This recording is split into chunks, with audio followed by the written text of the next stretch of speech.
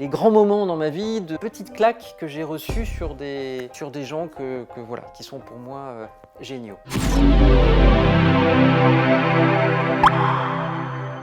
Le premier, c'est Tim Henson, c'est le créateur des Muppet Show. Alors vous allez me dire, ouais, Muppet Show, machin. Non, c'était pour un film qui s'appelle Dark Crystal.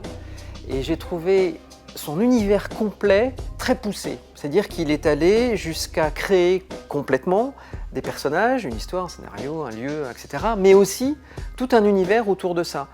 Un univers de légende, un univers très matériel, très concret, avec des fourchettes, avec des couteaux, des verres qui sont complètement dans cet univers-là. C'est un petit peu comme du Tolkien, où on va retrouver plusieurs comme ça éléments dans chaque tribu ou dans chaque famille, où ils vont développer, en fait, ces créateurs-là, ces écrivains-là, vont développer un univers le plus complet possible. Et ça me parle, ça me touche beaucoup. C'est pas simplement, bah tiens, je vais mettre un personnage dans telle situation, c'est que je vais aussi inventer tout ce qu'il y a autour, au-dessus, en dessous, avant lui, devant lui, des rencontres avec d'autres personnages d'un univers peut-être différent.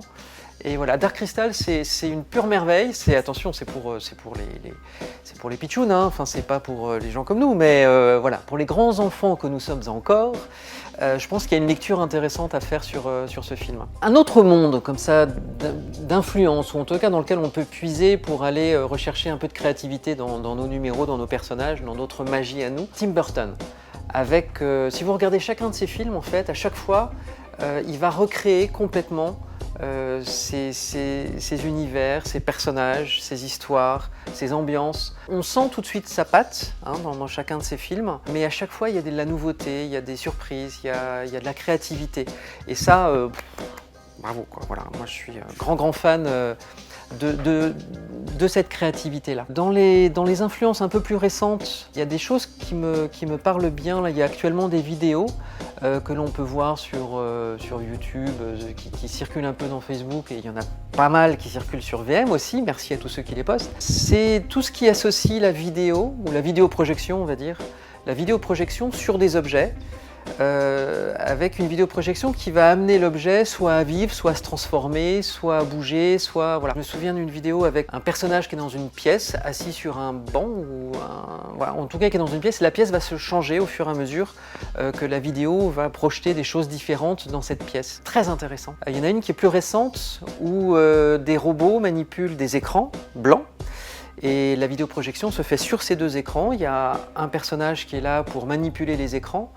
Bien sûr, il ne fait qu'accompagner les mouvements de robots, parce que je peux vous dire qu'un robot hydraulique tel qu'il l'utilise, il n'accepte pas vraiment qu'on le bouge comme ça.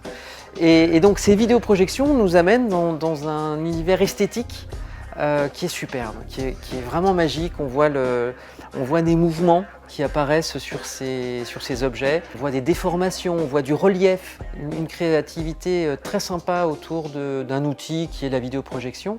On commence à en voir de plus en plus aussi dans les pièces contemporaines de nouveaux théâtres, on va dire, dans lesquelles il y a des associations de visuels, de musique, de danse. À la Maison de la Culture à Grenoble, on en a deux à Grenoble. Ils appellent ça les inclassables. Et en général, quand un spectacle est programmé dans la catégorie les inclassables, il faut foncer, parce que c'est toujours quelque chose d'hétéroclite qui apporte quelque chose de nouveau à l'art en général, ou en tout cas dans un théâtre, et il y a des choses fantastiques à voir, quoi. Voilà, si vous avez la possibilité dans vos différentes régions ou salles culturelles, dès que vous voyez quelque chose un peu bizarre, mélange des genres, enfin je sais pas comment ça peut s'appeler chez vous, mais voilà, nous c'est les inclassables. Et toujours des tas de choses aussi à récupérer, à travailler. Moi c'est ça mes influences aujourd'hui. Difficile à partager bien sûr, parce que c'est très personnel, une influence. Ça me parle vraiment, quoi, et je reste vraiment longtemps à regarder ce genre de vidéos, ou à aller rechercher ce genre de vidéos où il y a de l'illusion d'optique, où il y a, voilà. Pour moi la magie aujourd'hui elle est plus là, elle est plus du tout dans la magie dite moderne, dans la magie... en fait la magie moderne elle a quand même juste une centaine d'années, quoi. Enfin, donc voilà, moi je me reconnais plus en tout cas dans cette magie-là. Je suis plus dans ces nouveaux courants qui vont associer de l'illusion à d'autres choses.